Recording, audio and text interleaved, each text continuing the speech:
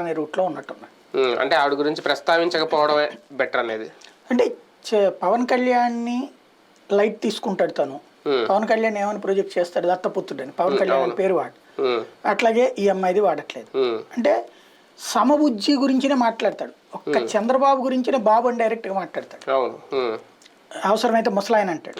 అంటే తన సమబుజ్జితోనే తను పోటీ పడతాను, కానీ వీళ్ళెవరు అందరూ నాకు సమబుజ్జీలు కాదనే లెక్కను చూస్తాడు. అది ఇక్కడ పాయింట్. తనను టార్గెట్ చేసే శత్రువుల సంఖ్య పెరుగుతుందా రోజు రోజుకి? అందులోకి వాళ్ళ చెల్లెలు కూడా యాడ్ అయ్యారా? అదే ఆయన చెప్పాలనుకుంటున్నారా? అంతే. నిన్న మొన్న మాట్లాడింది చూస్తుంటే శత్రువుల సంఖ్య పెరగడం బేసిక్గా అనవసరంగా మన చంద్రబాబు గారు అన్న రోజునే చెప్పా, ఇది కౌరవుల్ని కొడతామంటే, కౌరవులు అంటే ఒకళ్ళు కాదు నాయన, కౌరవులు అంటే 100 మంది. 100 మంది పోగేసుకొస్తుంది చంద్రబాబు, ఒక్కడిగా నిలబడుతుంది అక్కడ జగన్మోహన్ రెడ్డి. ఇప్పుడు అభిమన్యుడిని చంపడానికి దుర్యోధనుడు, కర్ణుడు, దుశ్శాసనుడు, భీష్ముడు, ద్రోణుడు అందరు అక్కడే ఉండి చంపుతారు. అదే గుర్తు చేశాడు అందుకే ఇతను.